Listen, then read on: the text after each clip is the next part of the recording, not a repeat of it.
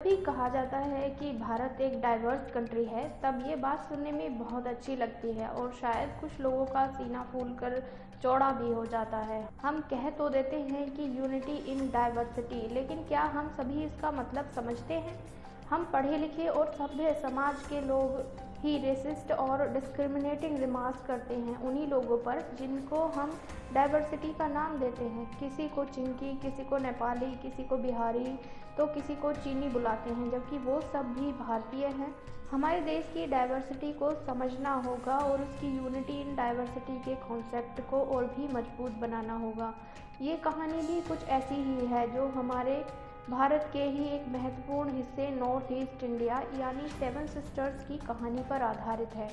कहानी की जड़ों की शुरुआत होती है 1947 यानी कि आज़ादी के बाद से नॉर्थ ईस्ट के हिस्से को भारत में मिलाने की जद्दोजहद से, जिसके लिए 1958 में एक एक करके नॉर्थ ईस्ट के लगभग सभी राज्यों में आफ्स्पा एक्ट लागू कर दिया गया, जिसका वहाँ के कुछ रिबेलियस ग्रुप्स ने अपनी आर्मी बनाकर विरोध करना शुरू कर दिया है। ऐसे ही एक टाइगर सांगा ग्रुप की कहानी को इसमें दर्शाया गया है, जिसका बेस नॉर्थ ईस्ट के 3 स्टेट्स में फैला हुआ है। टाइगर सांगा की आर्मी इंडियन आर्मी से पिछले 60 साल में कभी नहीं हारी। अब टाइगर सांगा जैसे सेपरेटिस्ट लीडर के साथ शांति समझौता करना सरकार की मजबूरी है। इसी पर आधारित इस फिल्म की कहानी की शुरुआत होती है एक पब से, जहां कुछ यंग लोग पार्टी कर रहे हैं। तभी वहां पुलिस की टीम आती है। वो लोग पब के मालिक से पैसों की डिमांड करते हैं, लेकिन वो देने से मना कर देता है। तो पुलिस वाले वहां मौजूद सभी लोगों को गिरफ्तार कर लेते हैं। उसमें वो एक नॉर्थ ईस्ट की लड़की को भी गिरफ्तार करते हैं और कांस्टेबल उसे मारते हुए रेसिस्ट और बहुत ही भद्दे कमेंट करती है और उसे चाइनीज़ और नेपाली नाम से भी बुलाती है, जिसे सुनकर उस लड़की की आंखों में गुस्सा साफ झलक रहा है। लेकिन बाद में पता चलता है कि उसका नाम आइडो है और वो एक बॉक्सर है और वो यहाँ इंडियन टीम में सिलेक्शन के लिए आई है। उसको सिलेक्शन टीम के कोच की मदद से छुड़वा तो लिया गया है, लेकिन वो कोच उसका सिलेक्शन टीम में नहीं करता और रेसिस्ट कमेंट करता है और हरियाणा की एक लड़की को टीम में सेलेक्ट कर लेता है। आइडो उसे चैलेंज करती है कि वो उसे नॉकआउट हराएगी और वहाँ से चली जाती है। अब अगले सीन में आयुष्मान खुराना को आते हुए दिखाया जाता है। वो एक ऑफिस में अपना सामान सबमिट करने आया है। यहीं पर वो टाइगर सांगा ग्रुप के बारे में बताता है। वो इंडिया की सुरक्षा के लिए काम करता है और देश के कई हिस्सों में अपनी सेवाएं दे चुका है। यहीं वो अपनी कहानी सुनाता है और कहानी 1 साल पीछे चली जाती है। करीब 1 साल पहले उसे नॉर्थ ईस्ट भेजा गया एक ड्रग डीलर बनाकर, जोशुआ के नाम से। जोशुआ एक ड्रग डीलर से मिलने जाता है जिसका नाम डोको है, जहां उसे चरस के बदले हथियार डिलीवर करने हैं। जोशुआ उससे पूछता है कि वो लोग किसके लिए काम करते हैं, तो वो किसी जॉनसन का नाम बताता है, लेकिन तभी वहां पुलिस आ जाती है और उन दोनों को वहां से भागना पड़ता है। बाद में जोशुआ एक कॉफ़ी शॉप में बैठा है और उसका एक साथी भी है। उस कैफ़े की मालकिन का नाम है एमा, जो उनकी हेल्प कर रही है। तीनों लोग कुछ डिस्कस कर रहे होते हैं, तभी वहाँ आइडो आ जाती है। आइडो और जोशुआ की बातों से लगता है कि वो दोनों एक दूसरे से प्यार करते हैं। आइडो के जाने के बाद जोशुआ का दोस्त उसे आइडो को इस्तेमाल नहीं करने की सलाह देता है, लेकिन उसने आइडो को इसलिए फंसाया है क्योंकि उसके पापा, जिसका नाम वांगनाओ है, वो इंडिया को अपना देश नहीं मानते और जॉनसन ग्रुप के लिए काम करते हैं। जहां आइडो इंडिया के लिए खेलना चाहती है, वहीं उसके पापा इंडिया को अपनी कंट्री ही नहीं मानते और वहाँ के लोगों से उनके ग्रुप को सपोर्ट करने और डोनेट करने के लिए बोलते हैं। वो एक स्कूल भी चलाते हैं ताकि वो अपना एक इंडिपेंडेंट स्टेट बना सकें और अपनी इकोनॉमी बना सकें। आगे टाइगर सांगा को दिल्ली में पीस अकॉर्ड पर वार्ता करने के लिए दिल्ली बुलाया जाता है, जहां पर एक मंत्री और एक ऑफिसर अबरार भट्ट उनसे निगोशिएट करते हैं और टाइगर सांगा को मंत्री बनाने और उनकी मूर्ति लगाने के नाम से उसको मना लेते हैं। लेकिन तभी उन्हें पता चलता है कि जॉनसन नाम का ग्रुप एक्टिव हुआ है, इसीलिए उस ग्रुप को रोकना होगा और एक रैली डिसाइड करते हैं उस दिन, जिस दिन वो लोग अपना इंडिपेंडेंस डे मनाते हैं। दूसरी ओर आइडो बहुत मेहनत करती है इंडिया की टीम में सिलेक्शन के लिए। जोशुआ उससे मिलने आता है और उसे उसके घर ड्रॉप करता है, लेकिन उसके पापा उसको देख लेते हैं। जोशुआ वहाँ से चला जाता है। फिर जोशुआ डोको से मिलने जाता है, जो एक ड्रग रिहैब सेंटर चलाता है। यहाँ वो यंग लोग आते हैं जो टाइगर सांगा की बेची हुई ड्रग्स के शिकार होते हैं और जॉनसन ने उन लोगों को सहारा दिया और उनका फ्री में इलाज करता है। जोशुआ उसे बताता है कि हथियारों का ट्रक रेडी है और वो कभी भी उसे डिलीवर करा सकता है। डोको कहता है कि 14 को रैली है, उन्हें उस रैली को रोकना होगा। अगर वो लोग 12 तक रैली को नहीं रोक सके तो फिर वायलेंस होगा। जोशुआ डिलीवर होने वाले सामान पर ट्रैकर लगा देता है। जोशुआ को अबरार का कॉल आता है और बताता है कि टाइगर सांगा पीस अकॉर्ड के लिए मान गया है। वहीं जोशुआ बताता है कि जॉनसन ने एक ट्रक हथियार मंगवाए हैं, जबकि जॉनसन उसके द्वारा क्रिएट किया गया कैरेक्टर है। लेकिन यहाँ कौन सा जॉनसन आ गया है जिसने हथियार मंगवाए हैं? अबरार उसे जॉनसन को ढूंढने को बोलता है। जोशुआ बोलता है उसे वांगनाओ पहुंचाएगा जॉनसन तक। डोको 2 साल पहले जॉनसन के घर पर ही काम करता था, इसलिए जोशुआ आइडो के जरिए वांगनाओ के घर में घुसना चाहता है। आगे जोशुआ और आइडो को एक कॉफ़ी कैफ़े में जाते हुए दिखाया जाता है, लेकिन कोई उनके फ़ोटो खींच रहा है और वहां से चला जाता है, मतलब कि उन पर नज़र रखी जा रही है। आगे एक छोटे लड़के को दिखाया जाता है जिसका नाम निको है, जो कि एमा का बेटा है जो कैफ़े चलाती है। उस गांव के सारे बच्चे जॉनसन के लिए काम करते हैं। निको उन्हें खाना डिलीवर करने जाता है, लेकिन ऐसा लगता है कि जैसे वो उनसे इंस्पायर्ड है। उनका कैप्टन निको को अपनी टोपी देता है और उसकी टोपी खुद ले लेता है, जो निको को बहुत अच्छा लगता है। जब निको गांव पहुंचता है तो देखता है कि पुलिस वाले गांव में लोगों को मार पीट रहे हैं। उस रात पुलिस वालों ने 10 गांवों पर रेड मारी थी और सब बच्चों को पकड़कर थाने ले जाती है।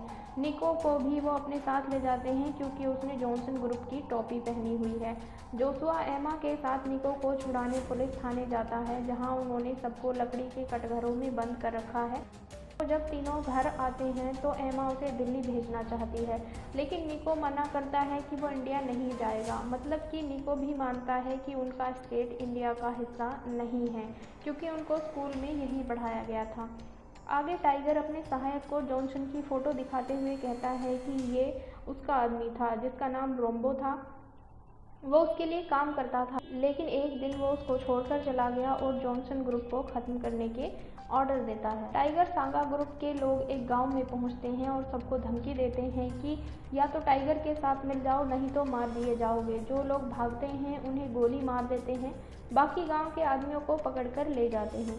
वांगनाओ और उसकी बेटी उन लोगों से मिलने आते हैं और उनके बारे में पूछते हैं। वांगनाओ और उनकी बेटी बहुत दुखी होते हैं। आइडो घर वापस जाकर फिर से अपनी प्रैक्टिस में लग जाती है। वन विभाग का एक अधिकारी थाने आता है। ये वही है जो जोशुआ और आइडो का फ़ोटो खींच रहा था। वो यहाँ ग्लोबल वार्मिंग पर वन विभाग की रिपोर्ट सबमिट करने आया है। अगले दिन टाइगर के आदमी निको के गांव पर हमला कर देते हैं। जॉनसन ग्रुप को मारने के लिए निको भी वहां मौजूद है। वो जॉनसन ग्रुप को सपोर्ट करता है। गोलाबारी होती है और एक आदमी निको को मारने ही वाला होता है, लेकिन होरेन उसे बचा लेता है। होरेन जॉनसन ग्रुप का लीडर है। दूसरी ओर 14 तारीख को होने वाली रैली की तैयारियों में अचानक एक धमाका होता है, लेकिन सरकार डिक्लेयर करती है कि रैली उसी तारीख को होगी और अबरार भट्ट अपनी टीम के साथ नॉर्थ ईस्ट आ जाता है, जहां वो जोशुआ से मिलता है। जोशुआ उसको बताता है कि वांगनाओ जॉनसन ग्रुप को चला रहा है और जोशुआ और उसकी बातों में कॉन्फ्लिक्ट दिखाई देता है। तब अबरार भट्ट किसी को कॉल करके उस पर नज़र रखने के लिए बोलता है। इस पर अबरार किसी को जोशुआ के कॉल रियल टाइम वॉच पर डालने को बोलता है। जोशुआ का रियल नाम अमन है। वन विभाग का वही अधिकारी अबरार से मिलने आता है और वो यहाँ पता चलता है कि वो अबरार के कहने पर ही अमन पर नज़र बनाए हुए है। टाइगर का साथी उसको वांगनाओ के बारे में बताता है कि वो जॉनसन के सारे स्कूल्स चलाता है। वहीं दूसरी ओर वांगनाओ अपने सारे सामान इकट्ठा कर रहा है और कुछ कागजात जला देता है। उसकी बेटी पूछती है कि वो कहाँ जा रहा है, पर वो उसे कुछ नहीं बताता। उसके बाद वहाँ अबरार के लोग आते हैं, लेकिन उन्हें वहाँ कुछ नहीं मिलता। रैली वाले दिन बड़ा समारोह होता है और दिखाया जाता है कि वहाँ सब कुछ बहुत अच्छा है। जोशुआ आइडो के घर पहुँचता है क्योंकि उसको दिल्ली जाना है फाइट लड़ने, लेकिन वो जोशुआ को उसके घर की तलाशी लेते हुए देख लेती है और उससे पूछती है कि वो कौन है। वो उससे कुछ नहीं बताता। उन दोनों में झगड़ा होता है और जोशुआ वहाँ से चला जाता है। आइडो दिल्ली चली जाती है। अगले सीन में होरेन और उसके साथी टाइगर के लोगों को मारने के लिए लैंड माइन्स बिछा देते हैं। उनको आता देख निको उन्हें आगाह करता है और सब छिप जाते हैं। धमाके के बाद गोलीबारी होती है और निको का एक फ्रेंड मारा जाता है, जिसे देखकर निको हथियार उठा लेता है और वो लोग टाइगर ग्रुप को मार डालते हैं। निको ने अब जॉनसन ग्रुप ज्वाइन कर लिया है। टाइगर को पता चलता है कि उसके 5 सोल्जर मारे गए और उनका असला लूट लिया गया है। अबरार टाइगर पर पीस अकॉर्ड साइन करने का दबाव बनाता है। वहीं दूसरी ओर पुलिस उस जॉनसन के पास पहुंच जाती है जिसका नाम अमन ने इस्तेमाल किया था और उसको मार डालती है। वहीं जोशुआ वांगनाओ से मिलने पहुंचता है, जो कि जॉनसन का नाम इस्तेमाल कर रहा था। जोशुआ वांगनाओ को बताता है कि वो पुलिस के लिए काम करता है और उसको सरेंडर करने के लिए बोलता है। तभी वहां पुलिस आ जाती है। वांगनाओ वहां से भागने में कामयाब हो जाता है। जोशुआ उस वन अधिकारी को गन पॉइंट पर लेकर वहां से निकलने में कामयाब हो जाता है। उसका नाम अजय वेलाकोंडा है और वो एक IPS अधिकारी है और वो तेलंगाना से है। तभी जोशुआ को पता चलता है कि सहदेव उसका भी फ़ोन ट्रैक कर रहा था, इसलिए अबरार अब जानता था कि हथियार का ट्रक कहाँ डिलीवर होने वाला था।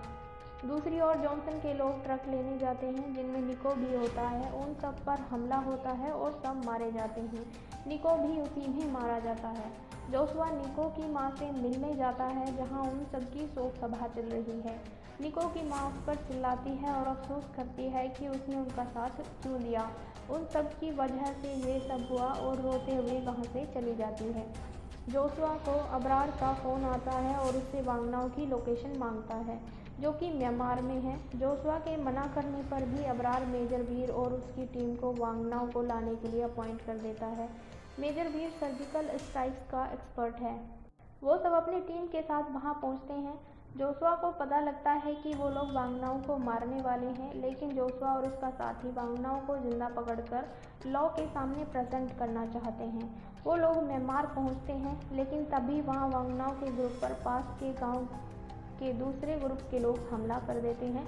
मेजर वीर इन ग्रुप्स की लड़ाई खत्म करने के बाद हमला करने की सलाह देता है, क्योंकि जो लोग बाद में बच जाएंगे वो लोग उन्हें बाद में मार डालेंगे। लेकिन जोशुआ वांगनाओ को जिंदा पकड़ना चाहता है, इसलिए वो उन सबसे लड़ता है। इसलिए वीर को भी उसका साथ देना पड़ता है और वो लोग वांगनाओ को जिंदा पकड़ लेते हैं। डो को वहीं मारा जाता है। वहीं दूसरी ओर दिल्ली में आइडो का मैच शुरू हो जाता है हरियाणा की फाइटर के साथ। मेन कोच आइडो और उसके कोच को डिमोरलाइज करने की कोशिश करता है और विटी रिमार्क्स भी करता है, लेकिन इन सब के बावजूद भी आइडो जीत जाती है और सभी उसे अप्रिशिएट करते हैं और उसको इंडिया की टीम में सेलेक्ट कर लिया जाता है। कहानी वापस आ जाती है, जहां अमन अबरार के सामने खड़ा है और लॉन्ग लीव एप्लीकेशन उसको देकर वहां से चला जाता है, लेकिन पीछे छोड़ जाता है एक सवाल कि कहीं ऐसा तो नहीं कि ये पीस किसी को चाहिए ही नहीं, वरना इतने सालों से एक छोटा सा काम हो नहीं जाता। अबरार किसी को वो सारे डॉक्यूमेंट जो अमन ने उसे दिए थे किसी को भेजता है। टीवी पर खबर आती है कि पीस अकॉर्ड एक बार फिर से रद्द हो गया है। सरकार के हाथ ऐसे कई सबूत लगे हैं जिनसे आगे की बातचीत अब संभव नहीं है। अबरार को पुलिस कमीशन का हेड नियुक्त कर दिया जाता है, जहां उसको ऑफिस वर्क ही करना था, मतलब कि ये उसकी पनिशमेंट पोस्टिंग थी। अबरार हंसता है और चला जाता है। वहीं 1 महीने बाद आइडो बॉक्सिंग टूर्नामेंट में जर्मनी के खिलाफ इंडिया को रिप्रेजेंट करती है और गोल्ड मेडल जीत जाती है। सभी लोग बहुत खुश होते हैं और इसी के साथ मूवी खत्म हो जाती है। तो दोस्तों, आपको मूवी कैसी लगी प्लीज़ कमेंट बॉक्स में ज़रूर बताइएगा और चैनल को सब्सक्राइब करना ना भूलें। इसी के साथ मिलते हैं आपसे नेक्स्ट स्टोरी में। Take care, bye bye. और नीचे जो वो सब्सक्राइब का बटन है ना, उसको हिट करो, जल्दी से करो। Subscribe subscribe subscribe.